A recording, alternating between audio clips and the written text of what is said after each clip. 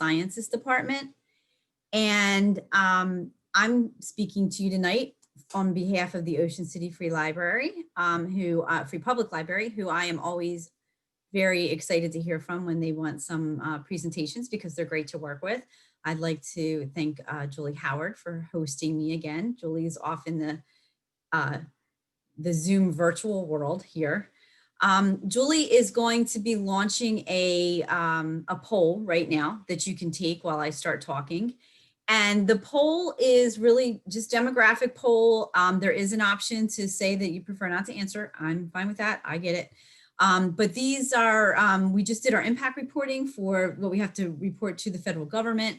And I need to have this information to report. And unfortunately, I didn't have a lot of it last year because we were virtual and I wasn't able to get that from you in person. So I'm going to try to fix that this year. It also helps me with my planning and, knowing the audience that I'm reaching. So if you would be kind enough to fill that out, I'd very much appreciate that. I'm going to give you a little bit of background. I know some of you have heard my spiel before, probably, but just a little bit of background. Rutgers Cooperative Extension is located in all but one of the counties here in New Jersey. And we were started as a land-grant university on President Lincoln's urging way back when. And he wanted an organization with all of the universities that are considered land grants that would go out to the community and teach. And so we bring the university research and science right to the community. So you get it, we offer most of our programs for free, and you get the university information that's trusted and research and evidence-based. So my department is Family Community Health Sciences, and we focus really on wellness, nutrition, healthy living, tips, exercise, physical activity, and staying healthy with, the individual and the family. And then the other two departments are A&R, which is Agriculture and Natural Resources. And they focus on, they have the Master Gardeners program, which you might be familiar with. They go out and they talk to the growers. We have a fellow that works here in our Cape May County office, and he actually works with the local wineries and creates a lot of like agritourism for them. So it's pretty cool to work with this diverse group of people. And then the third department is 4-H, which works with the kiddos. And that's another area that you might be a little bit familiar with. So we're really lucky. We had our 3-day annual conference this week. So I'm a little zoomed out from that. But it was great because we got to have all those departments together and hear all the great work that's going on across the state. So it's fun. All right, how are we doing with the poll? All right, I'm going to get talking, even though the poll's still going. So if you want to go ahead and use that. I'm going to be talking to you today. The presentation's called Eat for the Health of It. It's obviously pretty relevant right now, given the New Year's resolutions that some may or may not have made. Hope I'm not clicked in there. I have 3 objectives for you tonight. I know dieting can be a really private thing. So if you're comfortable, just as an icebreaker and you want to put it in the chat, any diets that you tried in the past. I know that we're going to go over some of them. There are some really interesting names for diets. So if you're comfortable and you want to put it in the chat, go ahead and do that. Not seeing anybody. I know my dad did one, a vegetarian and vegan. That's a good one. South Beach, everything. Somebody says Atkins. Yep. Fasting, Weight Watchers. Yep. Yep. So there's a lot of different ones out there. Wow. Somebody lost 42 pounds. Congratulations on Weight Watchers. And Weight Watchers has been around a while, and they do take into consideration a whole, meal plan living, which is good. I would not call it a diet. I'm just trying to watch my calories and exercise more. That's a great idea. Like that idea. Weight Watchers and everyone out there. Yeah, I know through the years, I've been on quite a few. My mom said that when she was pregnant with me, my father went on like a meat and fried onion diet of some sort. And so like the smell, and when you're with child, that's even worse. So, she's still, that smell to her is awful. And I don't think that he probably lost any weight from it, but it sounds like some of you have been successful, but again, if you're comfortable, put in the chat, yes or no, were you successful? We're going to talk about fad diets tonight. Some of the ones you put up there are not so much fad diets, but we're going to discuss how those diets can be identified if they're fad diets. So if somebody lost 20 pounds, that's great, good job. Not really successful. Yes, yeah. So it kind of depends. And that's the thing, and you'll hear as I go through this, is that you know, some people can be successful with one way and some aren't. So, you know, a fad diet is sometimes a little bit of a chancy way to go. So we're going to talk about that as we move on. As you'll see as we move on through the discussion, there's a difference between being on a diet and a healthy diet. So with the New Year's resolution and all these people trying to start a diet, maybe you won't succeed because you're not on a healthy eating plan, but you're taking things out that you shouldn't be. So we'll talk a little bit about that. Yeah, it sounds like somebody said they're successful just eating healthy and incorporating fat, protein, and carbs. Good. Yep. And Weight Watchers was the best one that they ever had the results from. And that's true. A lot of people have had that. I know that there's a new plan out, the Gnome, and that seems to deal like relatively similar to Weight Watchers. And I'm not recommending it. I'm just talking about it. And it does look at the psychological aspect in it. I have a lot of interest in that because I know there's few studies on it, but you know, what is the correlation between some of the eating? You know, I did a talk for Julie in the beginning of the pandemic about trying to avoid stress eating. And, you know, people are kidding about the pandemic, you know, 15, and it's a thing because, you know, you don't, I was, like I said, I was on that Zoom call today and I haven't seen some people and, quite a while in person. And yeah, I know I'm one of them that 15 pandemic pounds is there. So, you know, there's stress eating and the correlation behind that, but, you know, we'll talk a little bit more about that. So moving on, for purposes of the discussion, we're going to cover three objectives here. We're going to examine how to identify a fad diet. So, you know, like what the concrete ones are and what is a little bit of a fad diet. We're going to identify healthy eating choices, which it looks like some of you are undertaking, so that's good. And then finally, we're going to look at some healthy eating patterns. So there'll be our three objectives as we move through the conversation. Somebody put in the chat, how about Golo? I don't know what Golo is. Is that an app? If you let me know. I don't know anything about it, so I can't really comment on it.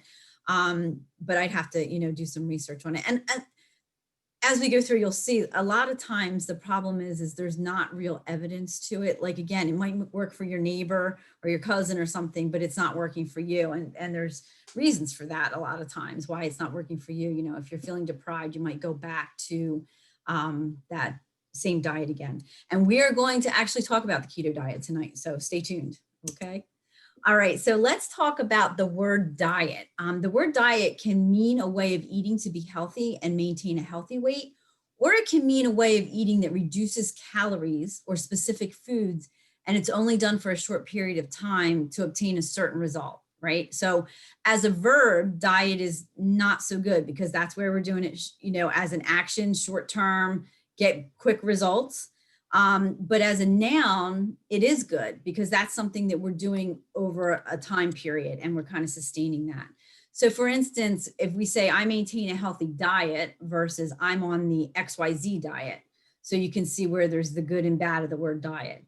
There's many diets out there, most of which restrict your eating. If they're a fad diet, they're going to restrict eating. They're short-lived. They're really hard to maintain, right? You know, you feel like you're deprived of something. And eating a healthy diet, the noun, means that it's a way of life. It's consistent and it's maintainable. So it's something that you can do over a period of time that's going to create a healthy lifestyle and you're going to benefit from it overall. A fad diet has certain telltale clues that it's a fad and that it will be not something that's so easy to maintain. It's going to be something that's hard to do, you know, like the cabbage diet. I've heard of that one. So you're eating nothing but cabbage. How long do you go before you're like, oh my gosh, I don't want to ever look at cabbage again? So, you know, your body has those sensory changes. So somebody asked in the chat, is it called diet or lifestyle change? So you can say, I maintain a healthy diet or I maintain a healthy lifestyle change. They're kind of interchangeable. What I'm trying to explain is that diet used in the term of restricting things and not and excluding things is the way that we don't want to use the term. We want to hear that we maintain a healthy diet. So we want to use it as that noun, as is a positive thing.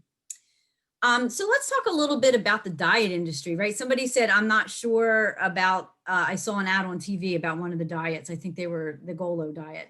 So let's talk about that a minute, right? Right now, especially, I think I sat down New Year's Eve, they started rolling through. My husband's like, oh my gosh, there's so many diet commercials on here. So with all that advertising, how much do you think the diet industry is worth in our country annually? Throw it in the chat. So how much money do you think people spend on diet books, diet food, like all those different things? Somebody said 5 billion. That's a good guess. Billions. Yep, 1 billion, 10 billion, trillions.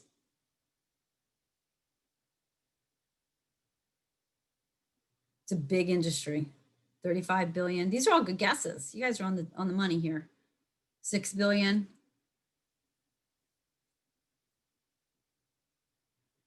All right, I'll give you the clue. It's $66 billion. So that industry is 66 billion. So you have to figure if people are spending $66 billion a year, people are going to put some money and effort into it. So a lot of times, you know, it seems like it's the quick fix and an easy way to lose as much weight as we can when there's just so many of them out there. And you know, there's a lot of interesting names. If you want to throw any of the ones you've tried in the chat in there, you know, I'm going to start popping the Chickatarian diet. I joke, I wonder if that's like for people that eat at Chick-fil-A all the time or something. What else do we have here? I'm sorry, the 8-minute diet. Like who wouldn't love to go on the 8-minute diet, right? You only have to do it for 8 minutes and then you're back to your weight. That's a little off the hook. The caveman's diet, right? Somebody said the cabbage soup diet. Yep, heard of that one. The flexitarian diet, that one's a little bit easier to maintain. The cheater's diet. I'm not sure if they're talking about what they cheat on, if they're able to cheat, but you know, sometimes you run into some pitfalls if you cheat on the diet and you know, you're feeling restricted. Let's see what else we have. I have the chat up too. I'm gonna close the chat down so I can see. I can't see everybody. Now I'm lost. We got the peanut butter diet. My dog would like that one. The 100-mile diet. So that's where you eat food that's only within 100 miles of you. The starvation diet. That sounds unnecessary and unappealing to me. Diets don't work diet. So they come right out and tell you that the diet doesn't work diet. The 3-hour diet, which is, I guess, if you can't get the 8-minute diet, you go to the 3-hour diet. The road warriors diet. And that one actually is for people that are on the road all the time. It sounds like some kind of crazy movie or something. The water diet. And we had the dude food diet. So I'm not sure what the dude food diet is. I guess just food that dudes eat. It would be. There's the ice cream diet. And hey, anything that involves ice cream sounds good to me. There's also the Atkins, which some people have put in there. Atkins diet's been around for a really long time and it's gotten, you know, there's been a lot of different things done with it. But, you know, and if you want to share any of the diets that you all have been in on, feel free to go ahead and do that. But that just gives you an idea. You know, there's so many diets out there and it can get kind of confusing as to what's there. And what we should be eating and how we should be eating it. So let's look at kind of understanding what a fad diet looks like. So recognizing that we're undertaking a fad diet, it could be really useful because a lot of times, as we mentioned, they do not sustain us, they do not last, they're hard to keep going. In all likelihood, you might lose a lot of weight quickly, but most people tend to gain that weight back if it's a fad diet, and then even more. So I've had that happen myself where, oh, I lost all this weight, and then you gain more back. Here's some clues that to let you know that you might have fallen victim to a fad diet. So remember, it didn't take a couple of weeks to gain the excess weight. So losing it and keeping it off is going to take more than a short period of time. If the diet promises that you'll lose more than 1 to 2 pounds per week, it's likely a fad. 1 to 2 pounds a week is realistic, and any more than 1 to 2 pounds per week is usually hard to maintain.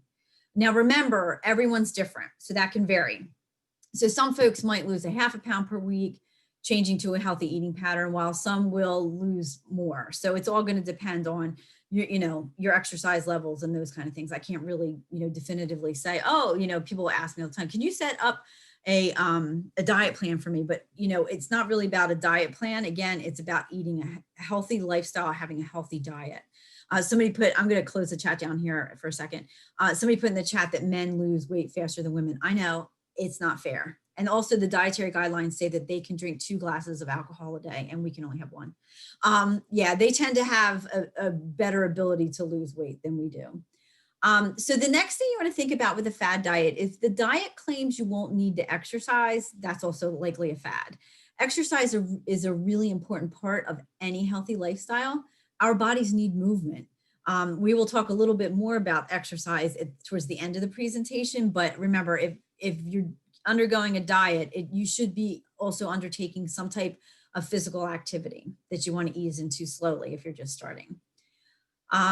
If the diet focuses on one food group or takes away a food group, it's likely a fad. So somebody said the cabbage diet, so it focused on one food group, right? And it took away all the other food groups. Remember, evidence-based nutrition, which is nutrition that has been studied and proven, recognizes that our body needs food from all 5 food groups. So to provide all the nutrients our body needs, you need to hit all 5 food groups. So that's why eliminating food groups isn't good. If you're taking away any one food group, you're depriving your body of what it needs to stay healthy. If the diet tells you that you can eat as much as you want of any food, like cabbage, and there's no portion restriction, again, it's not promoting a maintainable, healthy lifestyle. So even too much of a good food is not good. I have a friend and a great guy, and he's been, undertaking a weight loss program. He started eating healthy and he's doing a really good job at doing that. And he keeps putting these great pictures up of his food, but there's so much food there. Like, his plate is overflowing. One of the recommendations that I personally use, and I think it's a great idea, is a smaller plate. So instead of using the big dinner plate, use the salad plate. So it's a little bit smaller and it makes you feel like you're eating more, and you get that less food, but the perception that there's more there. So you can try that tip and see if that helps you. But the portions are really important. So if the diet is telling you the portions don't matter, it's probably a fad. The USDA bases all of its information on study and proven science, as I mentioned before. And some of the facets of the USDA standards cut other parts out, making it sound like, some of the diets that are fads use part of USDA standards, but then cut part of it out. So they're not using the whole thing. So they might say, okay, yeah, eat lots of fruits and vegetables and eat, meat, but they're forgetting about grains and dairies. So they take parts to make it, fit into what they want to be in this fad diet. So be mindful of the fact that, it should contain all of the food groups and it should contain the recommendations from the USDA because they're proven points. If the diet has no scientific data, then you need to be wary. Some diets claim to have scientific data. You'll hear that a lot. That's a big thing now. Make sure to research it. If the data is on 4 people and a dog, then it's probably not scientific data. You want to really try to dive into it, find out what the real science is behind it. I'm kind of here to do that. Some of these newer diets, like somebody put, I think it was Golo or something, there's no research out there on it. So I really can't comment on it, because when I take a look to do one of these presentations, I'm diving through all the scientific information and pulling it out so I can kind of regurgitate it to all of you. So if it's new, then it's not likely to be proven or evidence-based. So I can't really, give you the hard facts on that. Also, if your neighbor lost 35 pounds, like I said before, on the fast food diet, that doesn't mean they will keep it off. And what's going on inside if they're on the fast food diet? What's happening to the inside of their body? The outside might be slimming down, but how is that affecting the inside of their body? And how is that, going to be maintained for a long period of time? What's their cholesterol look like? What's their, their diabetes look like? That kind of stuff. It could be affecting it in a different way. That's not good. And that happens in a fad diet. Also, if it seems too good to be true, guess what? It's too good to be true. There's not a quick fix. A diet needs to be a way of life. It needs to be a mindset, something you pay attention to every day, not just the first of the year. And you need to kind of figure out little changes to make it a time. So maybe you're not drinking enough water. Maybe you start drinking more water and start that out. That'll make you feel full longer. So add more vegetables in, take steps, one little gradual step at a time is a good way versus the fad diet way. So I want to give you a little chuckle here, I hope. Oh, maybe not. So I put this up here on the slide. This shows you get these quick diet loss things. And this person lost so much weight. They did a great job, didn't they?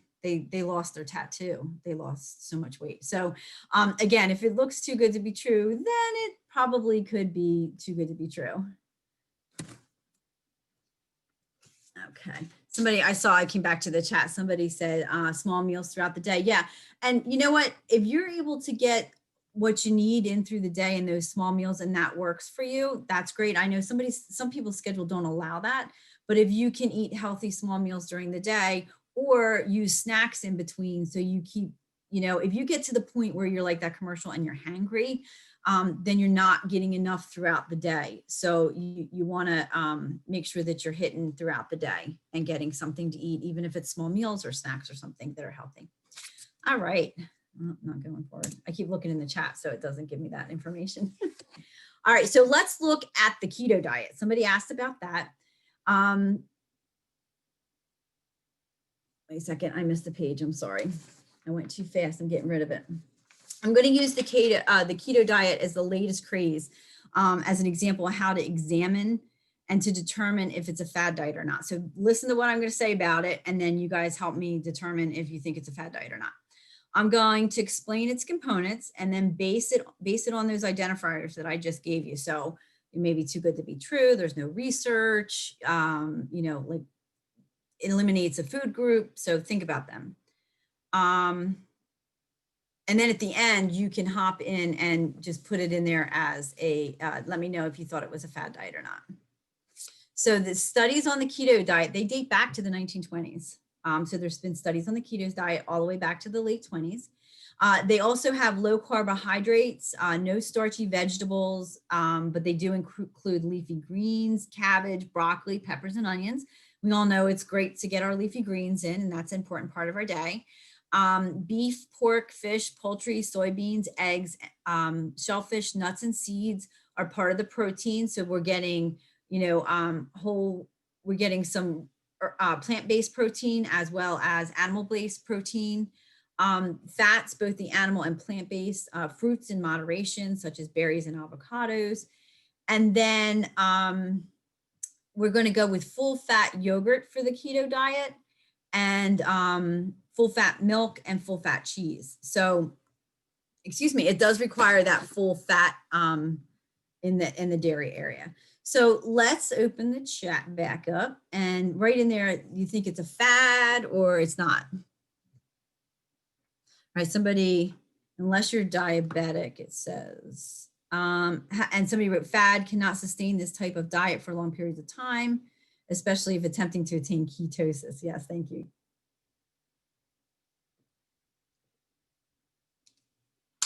Can't sustain, fad. Yep, you guys are on the money. Very good, very good. Fad. Yep, so you're right on the money with that. Thank you. I love bread, somebody says, same. And I have a gluten allergy, so it really stinks. But yeah, you're right. You're right there on the money with it.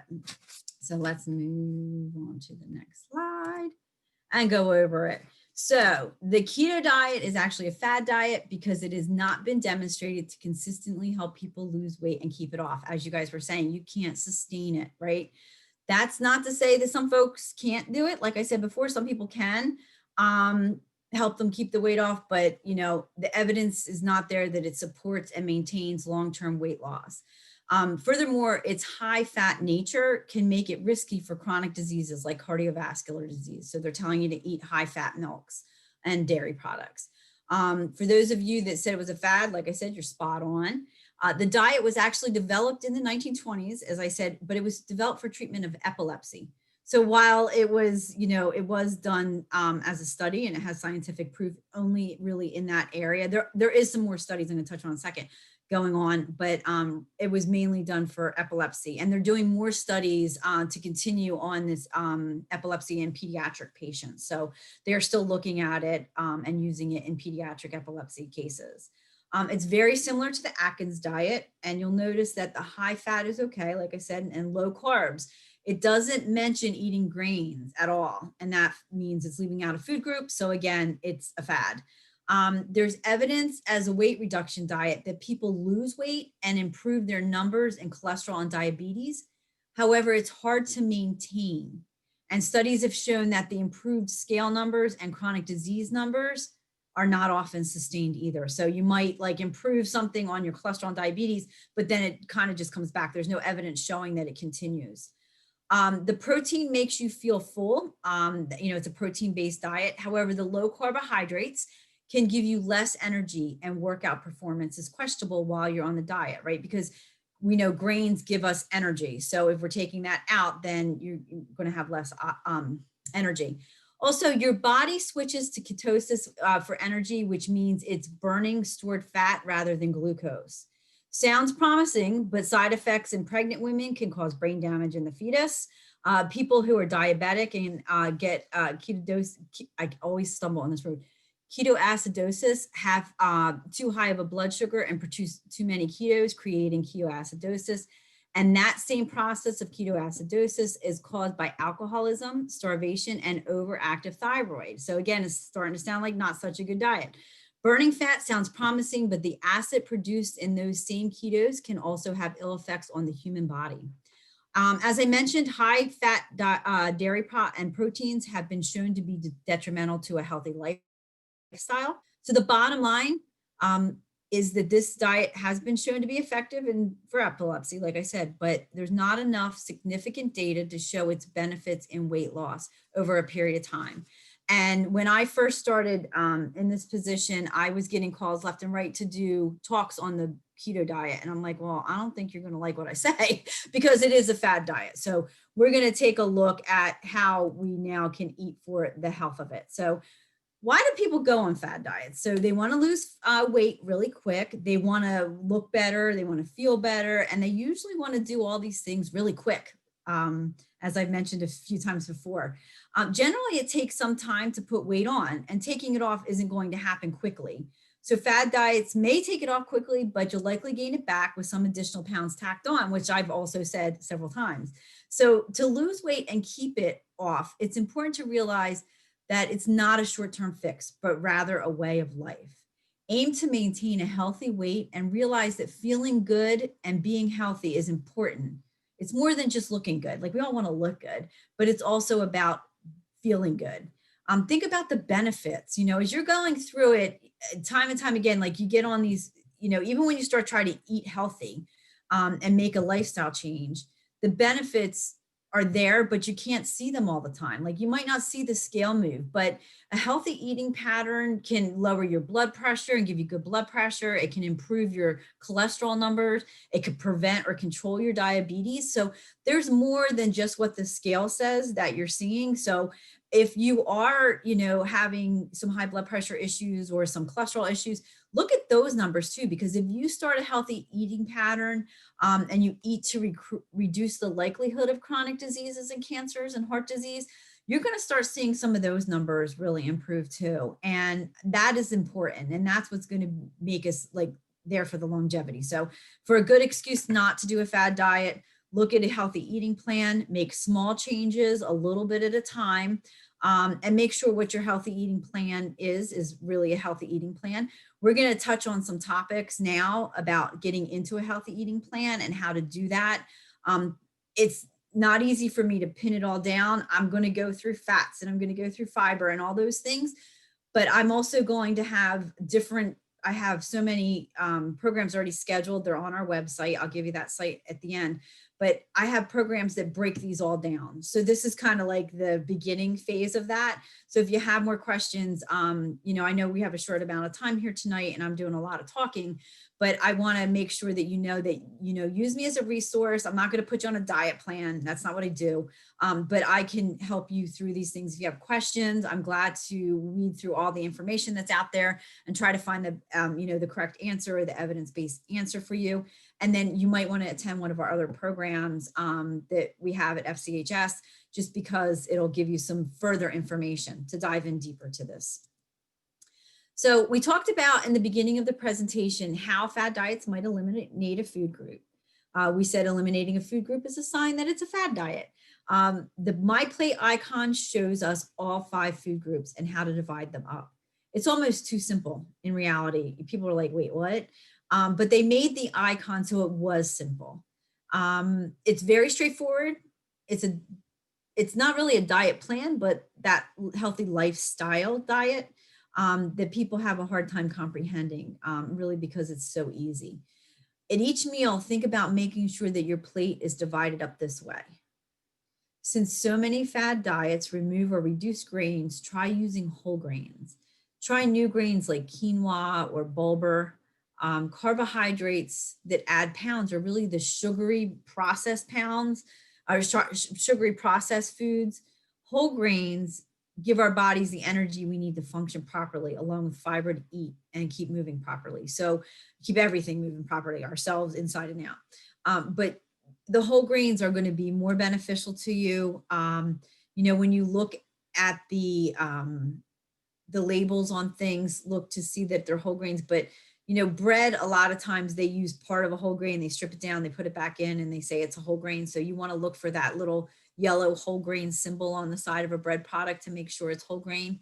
But eating things like oats, oatmeal, brown rice, like I said, quinoa, those things are whole grains, and you could use them in place of the sugary ones. And, you know, that'll help you to maintain a healthy weight.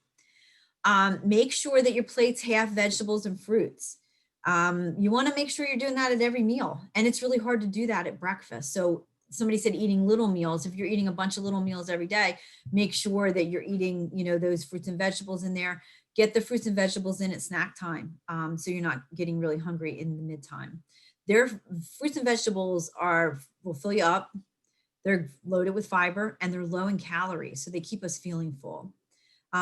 Just make sure not to cover them with a lot of fatty dressings or cheese or stuff like that, because then you're kind of defeating the purpose. Protein should be lean, not high fat protein that was shown in the keto diet. The dietary guidelines also recommend eating fish in a low calorie, healthy fat protein. So you can do the plant-based, which is the beans and the legumes. You can do the nuts, their proteins. And then, you know, fish is an area that we were really lacking in our nation. And that's why it's been put into the dietary guidelines and really moved to the forefront. We're replacing, if you're going to try to figure out how to get the fish in, maybe replace chicken or red meat a few times a week. And they make that recommendation because it's very high in good fats, and it's lower in calories, and it's like lighter for us. So it's better for us to eat that. So they're trying to make us increase those areas of eating fish 2 to 3 times per week. So it's usually about 8 ounces a week total. Don't eat the whole 8 ounces at once. Again, not too much of a good thing too. Another area of importance for our body is dairy. And as the keto diet said, they wanted you to eat dairy, but they wanted it to be the whole fat. Dairy supplies us with calcium, which we really need to be healthy. You know, it maintains our healthy bones, our healthy teeth. But full fat milk has more fat. It contains the same amount of calcium as the fat-free or the reduced milk, but it's got no fat in it. So it's really the best option, especially to maintain a healthy diet. So we also want to use low fat or fat-free cheese and yogurt. And that's going to help to prevent chronic diseases like heart disease. All right, I see popping out the corner of my eye here. I see this popping up. So there's a couple things. So somebody asked me why Greek yogurt. Greek yogurt's great because it's high in protein. So you can look at the side and see how much protein is in there. I eat the Greek yogurt will fill you up. It'll give you the extra protein. So they recommend the Greek yogurt because of the protein in it usually. Somebody said that they were just diagnosed with celiacs and they're wondering if there's anything grains that are gluten-free. So quinoa is a great gluten-free grain. Also brown rice is a great gluten-free grain. I'm not celiac, but I have an intolerance. So I use things like in the morning on my Greek yogurt, actually, I use Kind, not to recommend a certain brand, but they're gluten-free oatmeal. So, or granola, I'm sorry, granola. Oatmeal, just look at because sometimes it's produced in a factory with the oats or with the gluten. So make sure if it's oats, it's not in the factory. They'll label it that way usually. So look at that for some of those gluten-free ones. And if you email me later too, I can send you some more of those. So somebody asked what's the difference between 2% and regular dairy, and it's really the amount of fat. So I don't have those test tubes with me, but I used to have a demonstration where they would measure the amount of fat between the whole milk, the 2%, the 1%, and the fat-free. And it is a significant amount. So I'll just try to use my fingers for you. So this would be maybe the fat that was in the 2%, whereas the fat-free has a little bit of milk, a little bit of fat in it, but it's significantly different. So that's why they recommend. Now, 2% is better than fat-free, and I know everybody can't make the jump, but maybe try weaning it down a little bit at a time and then getting, mixing them even. Some people will do like the 2% and the 1% until they can get all 1%. So you can give that a whirl too to try to get it down. It's tough.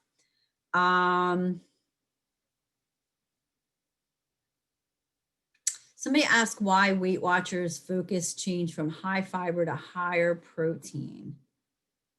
That's interesting. So I can't guess on that. I would say probably maybe they were, I don't know. I have a lot of reasons why that, and it could take up the rest of the subject area. So I'm not going to comment on it. And I don't know what their thoughts were, but we're going to touch a little bit on fiber. So maybe because people aren't getting enough fiber, just like I said with the fish, like you'll see the recommendations start pushing heavily on things because the American public isn't getting them and the dietary guidelines have leaned. So it could possibly be that is the reason. What would almond milk be? So almond milk is made from almonds. And they usually fortify that with calcium. So if you can't tolerate regular milk or you don't want to eat animal-based protein, then a lot of people do use the almond milk and there is fortification there. So somebody says they want to reduce the sugar and up the protein. Yeah, so again, it's hard for me to comment and understand exactly where y'all are coming from. So I'm sorry, I'm not sure on that question. But I'm not sure. Let me go back and see.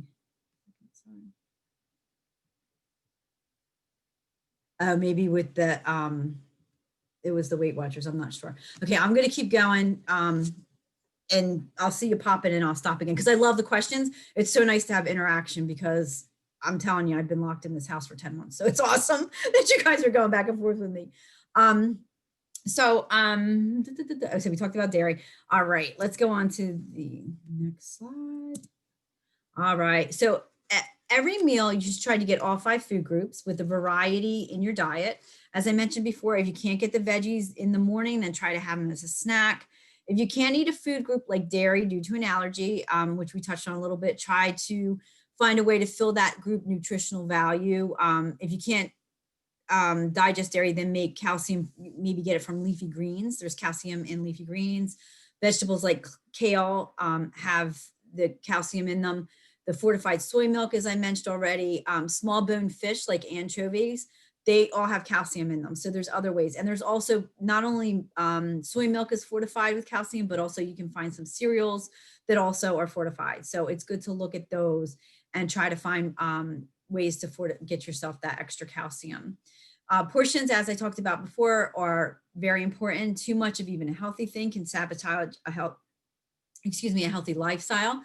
So take time to look at portions that are appropriate for you and don't overeat, even if it's a good food. You can go to myplate.gov and they enter in your weight, your your gender, your activity level, and your age, and it'll give you a calorie range for you to shoot for because everybody's different. And remember, those packaging labels are based on a 2,000 calorie diet, and the serving size is what the average American is eating. So that might be very different just between the many people on this call. Keep sodium and sugar to a minimal amount. We're going to talk about that in a minute. And when eating fat, make sure you're consuming healthy fats like omega-3s from fish, like salmon, or in a plant-based like avocados. Make sure you're getting the recommendations for fiber and move. Exercise contributes to a healthy lifestyle. So I wanted to put this up. This is an example of portion sizes. And again, this is based on a 2,000 calorie diet. So go to that My Plate to discover the proper recommendations for yourself, for your activity level, age, and gender. To give you a little bit of background on that fat, and again, I'm doing a talk at one of my Lunch and Learns, going to dive a little bit deeper into fat, but just a quick review. Saturated fats are fats from animals like butter and meats. So that's these guys here. And and you want to make sure that saturated fats, you want to be lower in the saturated fats. And you want to make sure that the lower ones are like chicken and pork. You want to eat those. It's recommended that we eat less saturated fat, and that reduces the heart disease and improves good cholesterol. Trans fats are made from vegetable oil, but are processed by the way of hydrogen. So trans fats are used in processed cakes and foods. Again, something to steer clear of, those processed foods. They're like saturated fats. You want to limit them, and they're actually moving to take them out of things. Again, on the nutrition facts label, it's another talk I'm going to be doing coming up. They might say 0 under trans fats on there. However, if you look in the ingredients, they're allowed to have a certain amount. They're allowed to say it's 0 if it's below a certain percentage. So just be aware of that with the trans fat. So you want to eat less trans fats. And then finally, unsaturated fats Unsaturated fats, they come from olives, nuts, and seeds, as well as fish.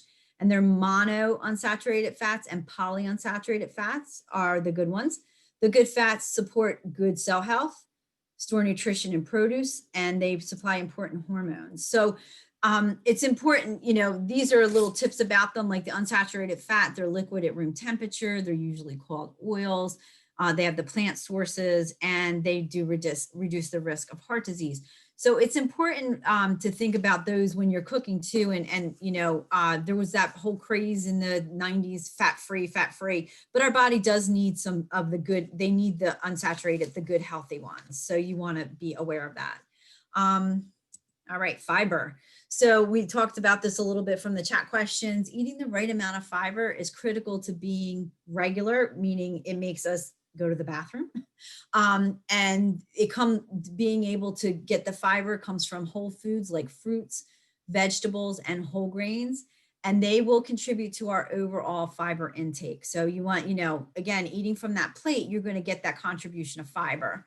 The United States Department of Agriculture, the USDA, recommends fiber intake of 25 grams for women up to age 50 and 38 grams for men.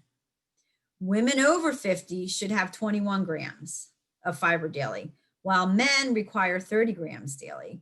Men up to age 50 are 38 grams, and then they go down to 30 over 50. The average American is getting about 10 to 15 grams per day, putting us well below the required needs for fiber. So that's why I said when the question was asked about why Weight Watchers changed to fiber, they're probably trying to get more plant-based, more fiber in there.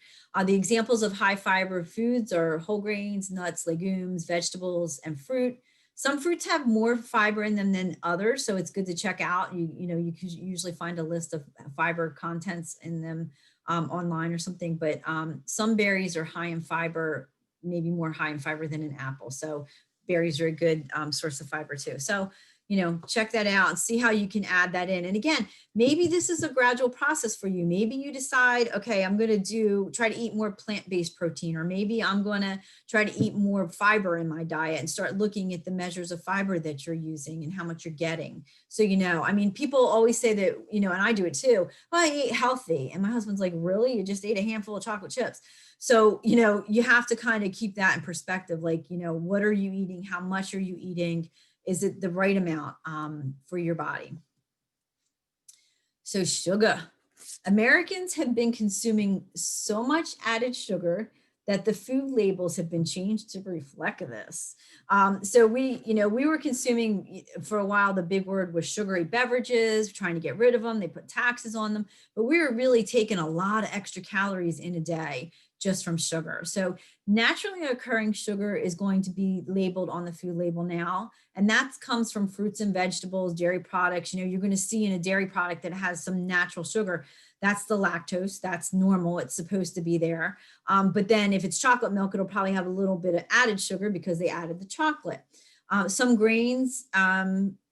So all of these things have naturally occurring sugar, and they are part of a good diet. But it's those packaged foods that have a lot of added sugar that are a problem. A label might say 12 grams of total sugar and 10 grams of added. So 2 of those grams were occurred naturally and 10 were added. When we consume packaged products, they sometimes have added sugar. It may not always say sugar in the ingredients list, as some products are sugar under another name. So they're not only very not so good for us, they're hiding out. So cane sugar on the label, corn sweetener, honey, fructose, turbinado, syrup, raw sugar, malt sugar, any word ending in "-ose" means sugar. So that's how you can tell if they are it's a sugary product. Now, I know I'm not even looking at the chat, but I'm probably going to make a good guess. I'm not a gambling woman, but I'm going to make a good guess that somebody's saying, well, isn't honey, like that's all natural? Yep, it's all natural. But at the same time, it still gets processed in our body like a sugar. Like the best description I use for it is like your body doesn't go, yo, that's a sugar. It comes in and it processes it the same direction. So that's the way to look at that. All right. Let's talk a little bit about the salt content and things. Those packaged foods, they can really rack up the salt for us. So if you ever looked at a package label and then tried to add up the sodium, we're supposed to get that 2,300 milligrams a day. It could be less, recommended by your doctor if you have hypertension or heart disease or something like that. It doesn't really take much to add up to 2,300. If you're really bored during the pandemic, start writing down how much sodium you're eating every day in milligrams. So I'm sure you'll see it adds up pretty quick. Take, a salad. My husband, I've told the story before, my husband one day went into a convenience store, grabbed a salad, thought he was being good. It had like 840 milligrams of sodium in it. So it was almost this whole day in this little teeny tiny salad. So, just take stock of that stuff because you don't want to be eating too much, because that, again, in the beginning, I said, let's talk about how it can influence our health, and eating less salt or being in the salt requirements is going to mean that we are not overdoing the salt, and that we are, not ruining our taste buds. So we have to add stuff by adding all that salt. We're getting the real whole food, and it's good to enjoy it that way and be healthy. And it's also going to help our numbers with, having too much sodium. It's going to increase your chances of hypertension. So always check the labels for that high amount of sodium.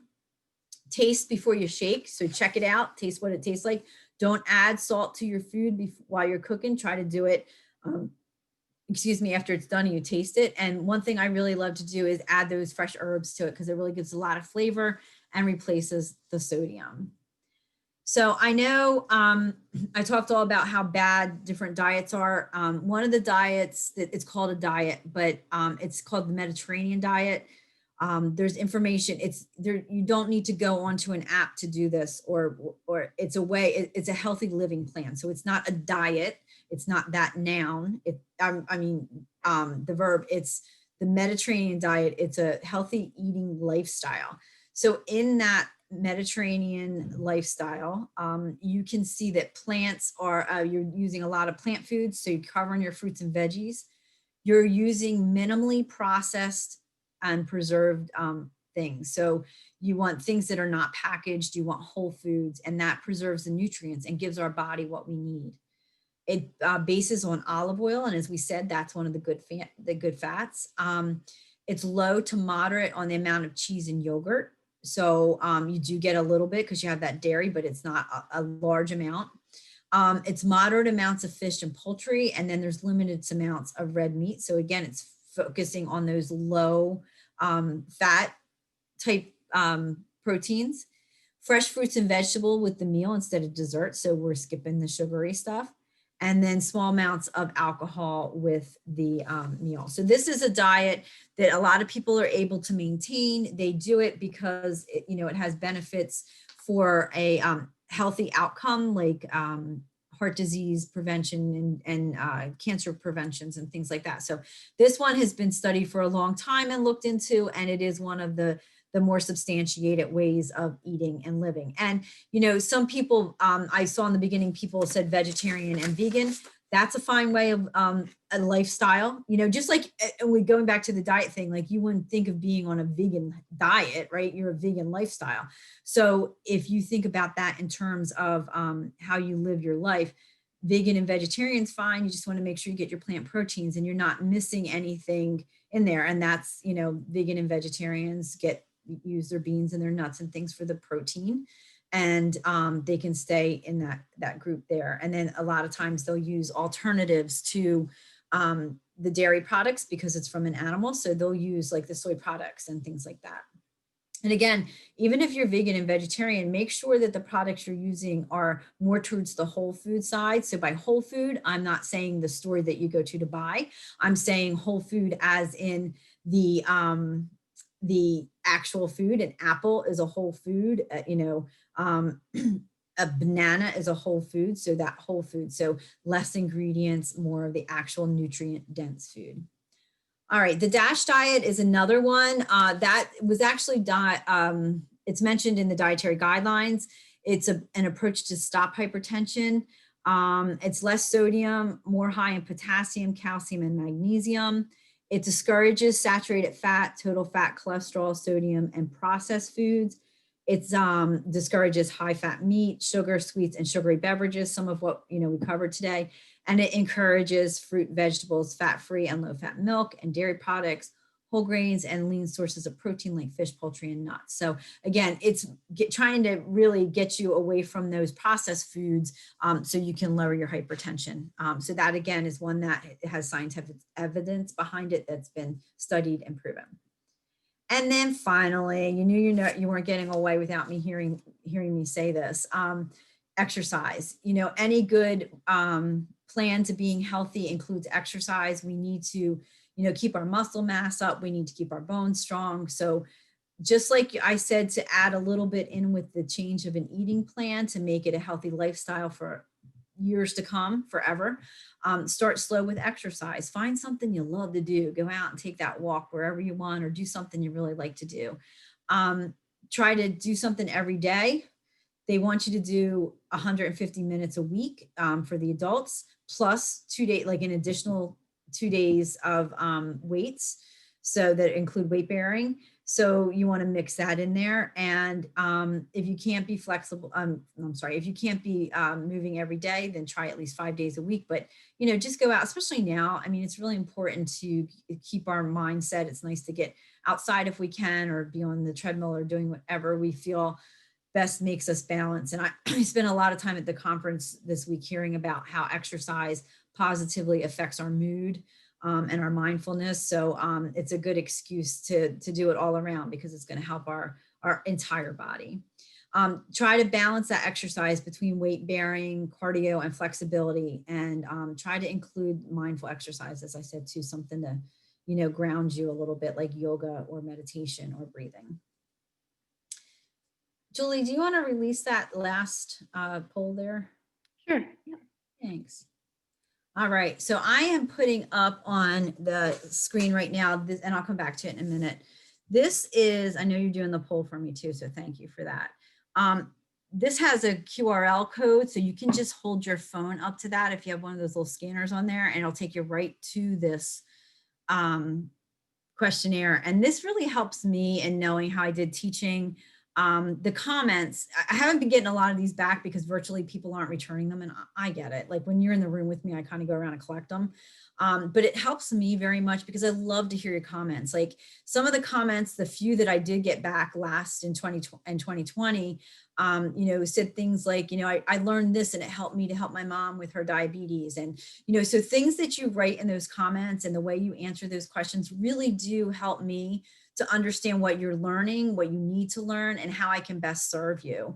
And we are public servants here at Rutgers Cooperative Extension. We heard that over and over again this week. So I'm glad to do that. And if you could take the time to either, I'm going to put it in the chat too.